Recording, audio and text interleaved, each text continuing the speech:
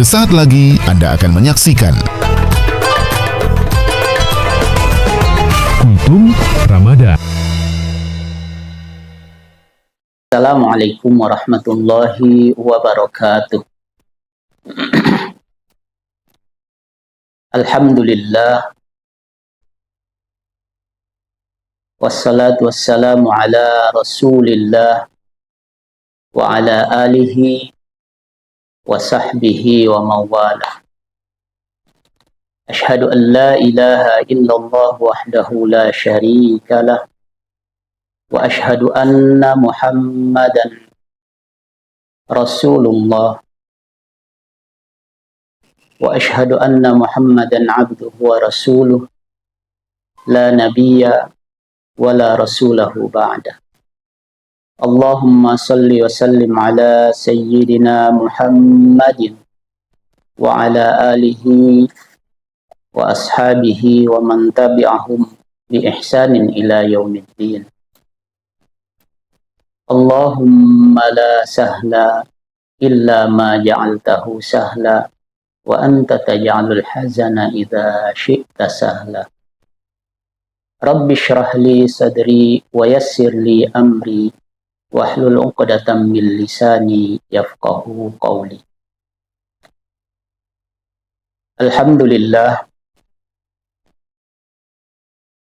tidak ada sikap hati yang pantas kita ungkapkan pada malam yang semoga dipenuhi berlapis-lapis keberkahan dari Allah Subhanahu wa taala. Kita hadir di sini, maka Allah izinkan kita hadir di sini, maka tidak ada ungkapan, tidak ada sikap hati yang pantas kita ungkapkan kecuali melainkan ungkapan rasa syukur kita kepada Allah Subhanahu wa taala. Allah izinkan kita duduk di majelis yang nantinya disiarkan secara offline. Kita berpisah tempat pastinya, tapi mudah-mudahan kita tidak berpisah secara hati. Kita jauh di mata, kan, tetapi insya Allah dekat dalam doa. Maka kita berdoa kepada Allah Subhanahu wa ta'ala, semoga Allah memberi kita pertolongan, memberikan pertolongan kepada kita pada malam ini untuk memahami ilmu yang akan disampaikan dengan pemahaman yang baik tentunya. Dan kita memohon kepada Allah Subhanahu wa ta'ala, semoga Allah melindungi kita dari ilmu-ilmu yang tidak bermanfaat.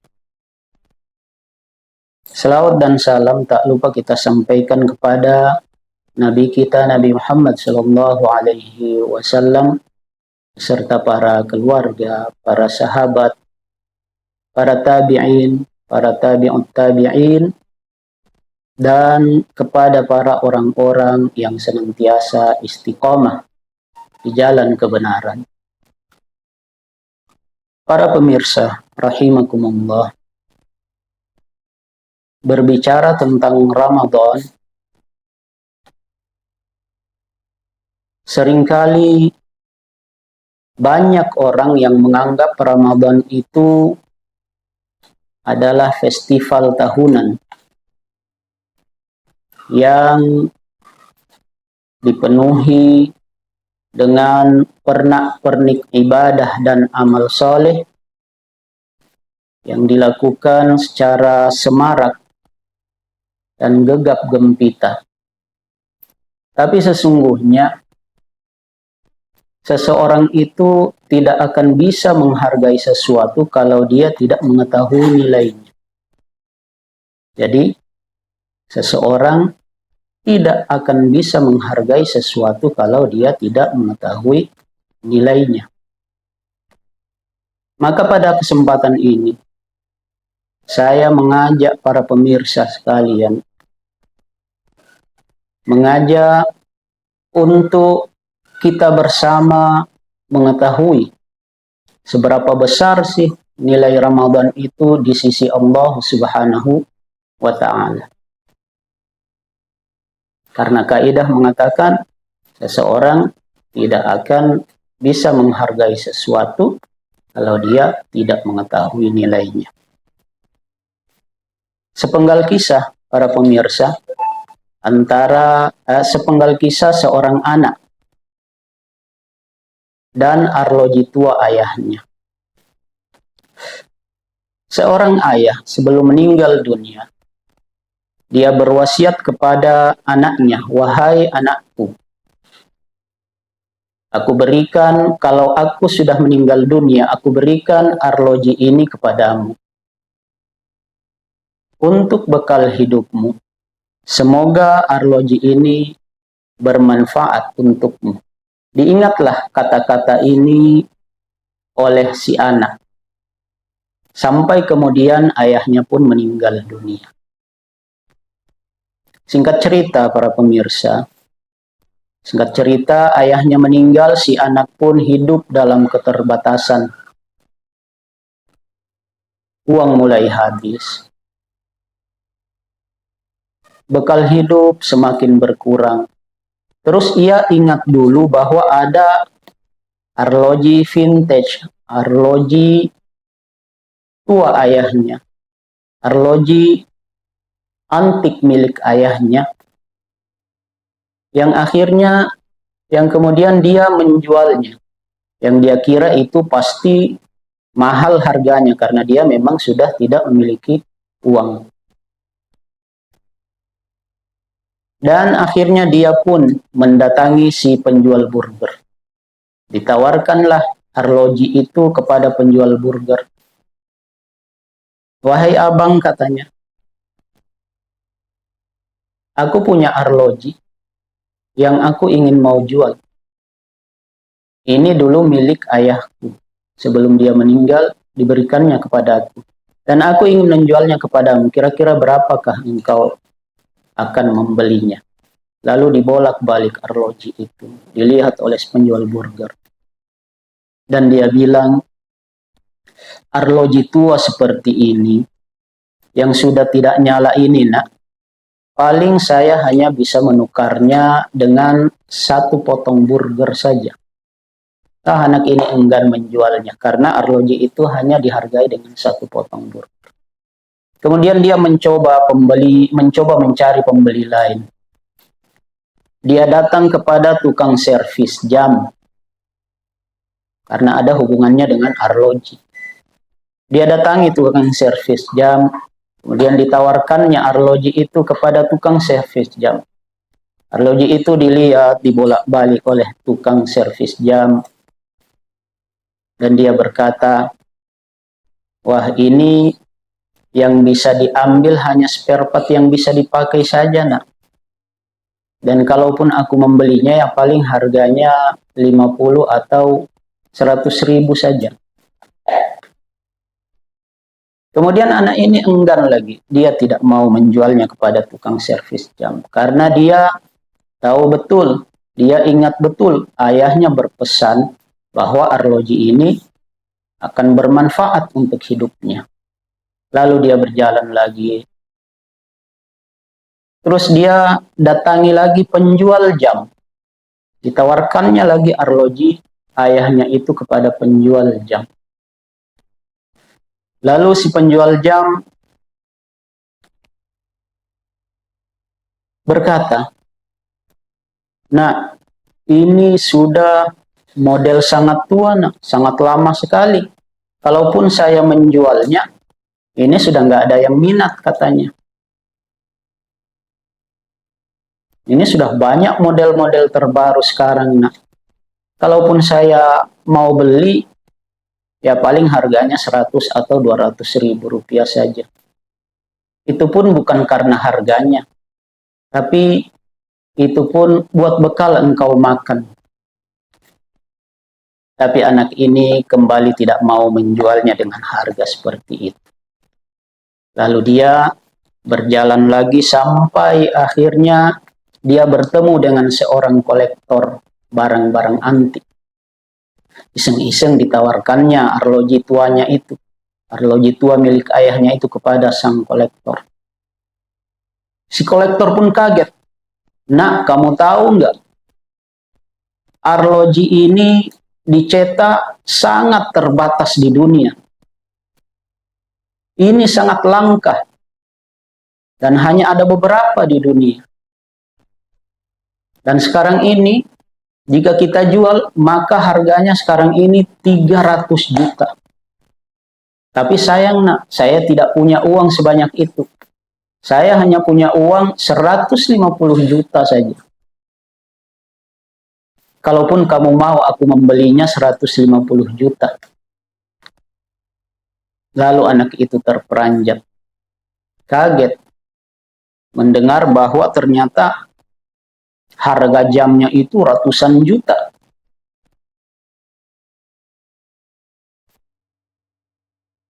Maka anak itu berkata, baiklah, saya akan jual jam ini dengan harga 150 juta. Ya sudah, enggak apa-apa. Jadi para pemirsa, poin dari cerita ini satu poin penting, yakni seseorang itu baru bisa menghargai sesuatu kalau dia sudah tahu nilainya. Kalau dia tidak tahu nilainya, dia belum tahu nilainya, maka dia menganggap sesuatu itu biasa-biasa saja. Sama dengan si tukang burger dalam cerita tadi.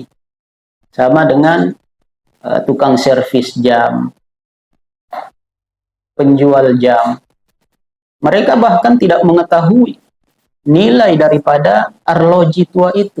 Sementara si kolektor, dia tahu betul dari tahunnya, dari modelnya, dari mereknya. Ini adalah sesuatu yang langka. Jadi, sekali lagi, seseorang tidak akan menghargai sesuatu kalau dia tidak mengetahui nilainya. Begitupun dengan bulan Ramadan, para pemirsa. Begitupun dengan ibadah-ibadah kita. Kalau ibadah kita itu, kita menganggapnya, kita melihatnya hanya sekedar urusan-urusan fikih saja, maka ibadah kita itu kita laksanakan akan terasa berat dan sulit. Tapi apabila kita menganggap sesuatu itu adalah sesuatu yang sangat berharga, maka kita pasti akan menggunakannya sebaik mungkin. Pemirsa sekalian, maka berbicara tentang Ramadan, maka yang pertama pembicaraan kita yang pertama adalah bagaimana kita mengisi amalan-amalan di bulan Ramadan. Bagaimana kita melihat nilai bulan Ramadan itu. Bagaimana kita melihat bahwa bulan Ramadan itu nilainya sebesar apa di sisi Allah Subhanahu wa Ta'ala. Para pemirsa sekalian, ada satu hadis dari Thalha radhiyallahu anhu. Sebuah cerita yang disampaikan oleh sahabat Thalha kepada Rasulullah sallallahu alaihi wasallam, yang kemudian para ulama mengatakan bahwa hadis ini adalah hadis sahih. Saya tidak akan membacakan hadisnya secara utuh, tapi saya akan menceritakan kondisinya. Suatu ketika sahabat Thalha tidur, dan dalam tidurnya itu dia bermimpi melihat dua orang yang dikenalinya semasa hidupnya. Dua orang ini sama-sama sahabat yang soleh, sama-sama orang baik, sama-sama orang ahli sodakoh, sama-sama ahli taat. Katakanlah dua sahabat ini adalah si A dan si B. Dalam realitanya, maksudnya dalam kehidupan nyatanya, dua sahabat ini semasa hidupnya itu adalah orang baik dan suatu ketika mereka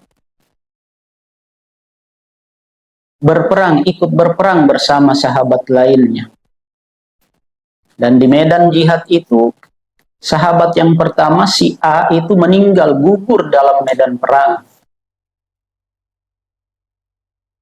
Kemudian sahabat yang satunya si B, dia tidak gugur di medan jihad. Dia tetap melanjutkan hidupnya sampai setahun kemudian dia pun meninggal dunia.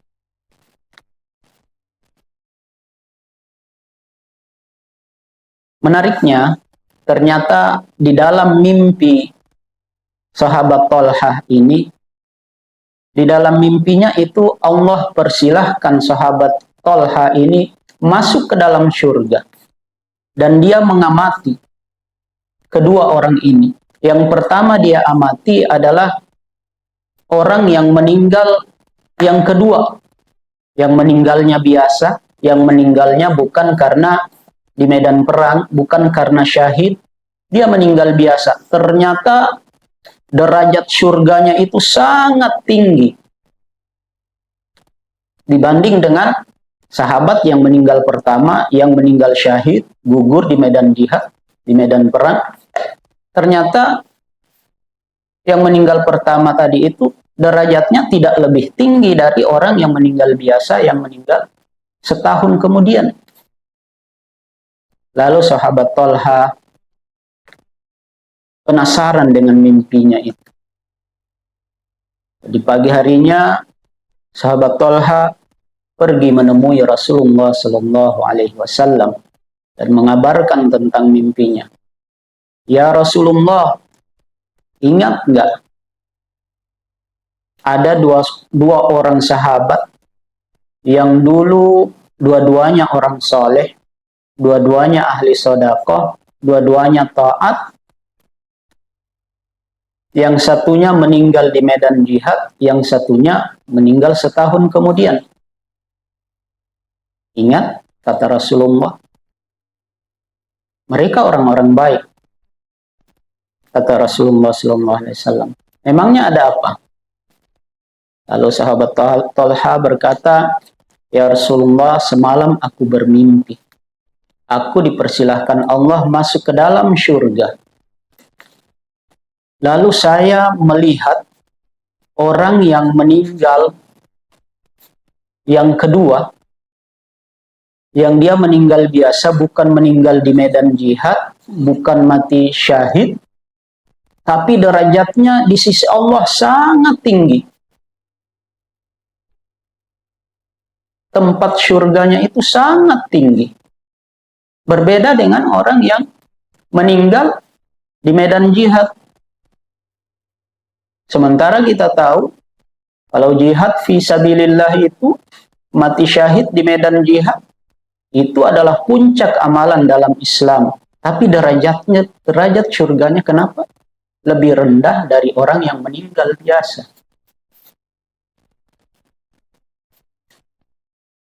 Rasulullah Shallallahu Alaihi Wasallam menanggapi pertanyaan dari sahabat Thalhah. Mengapa orang yang kedua itu lebih tinggi derajat surganya daripada orang yang meninggal yang pertama? Kata Rasulullah Shallallahu Alaihi Wasallam, "Alaisa qad makatha hadza ba'dahu sanatan?" Bukankah dia hidup lebih lama 1 tahun daripada orang yang meninggal yang pertama itu, daripada temannya yang meninggal pertama itu? Benar ya Rasulullah. Dia masih hidup setahun lebih lama lagi setelah temannya meninggal dunia yang gugur di medan jihad itu. Lalu Nabi mengatakan, wa adraka Ramadan. Kata Nabi, bukankah kalau hidup setahun lagi lebih lama, dia merasai Ramadan satu kali lagi? Benar ya Rasulullah. Kata para sahabat, bala ya Rasulullah. Benar ya Rasulullah. Dia bertemu dengan bulan Ramadan lagi. Lalu Nabi Shallallahu Alaihi Wasallam menutup percakapannya ini dengan kalimat, "Fama bainahuma ab'adu mimma bainas sama'i wal ard." Itulah jawaban mengapa jarak antara sahabat yang pertama meninggal dunia di medan jihad dengan sahabat yang kedua yang meninggal biasa saja karena bertemu lagi dengan bulan Ramadan, jaraknya itu seperti jarak sejauh antara langit dan bumi. Itulah jawabannya. Mengapa orang yang satu kali lagi bertemu dengan bulan Ramadan, derajatnya lebih tinggi di sisi Allah dibanding dengan orang yang meninggal syahid di medan perang. Itulah jawabannya para pemirsa sekalian. Inilah nilai Ramadan di sisi Allah Subhanahu wa Ta'ala. Kalau kita dipertemukan dengan bulan Ramadan, maka jangan sia-siakan itu para pemirsa. Jangan sia-siakan, isi dengan ibadah-ibadah semampu kita, sebanyak-banyaknya. Karena begitu istimewanya bulan Ramadan. Kalau dari cerita sahabat Thalhah tadi, padahal orang yang meninggal di medan jihad itu adalah puncak amalan di dalam agama Islam, itu derajat surganya dikalahkan oleh orang yang sekali lagi bertemu dengan bulan Ramadan, dia meninggal biasa saja.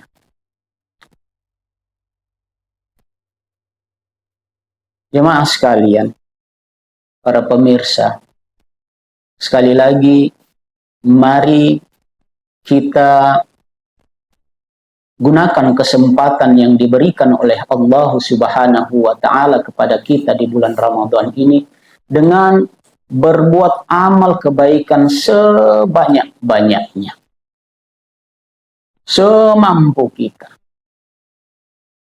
agar kita nantinya seperti sahabat yang ketika bertemu bulan Ramadan sekali lagi, kita nantinya juga mendapatkan derajat surga yang tinggi di sisi Allah Subhanahu wa Ta'ala. Amin ya Rabbal Alamin. Mungkin ini yang dapat saya sampaikan dalam kesempatan ini. Mudah-mudahan dengan kita memahami, dengan kita mengetahui begitu istimewanya, begitu banyaknya, begitu tingginya nilai derajat Ramadan di sisi Allah Subhanahu wa Ta'ala, maka kita lebih bersemangat lagi untuk menjalankan ibadah-ibadah di bulan Ramadan ini. Para pemirsa sekalian, demikian yang dapat saya sampaikan pada kesempatan ini. Mudah-mudahan ada manfaatnya, mudah-mudahan kita semua senantiasa dipanjangkan umur kita oleh Allah Subhanahu wa Ta'ala untuk menjalani Ramadan selama kita hidup di dunia ini. Demikian saya akhiri. Wallahu musta'an. Astabiqul khairat. Assalamualaikum warahmatullahi wabarakatuh.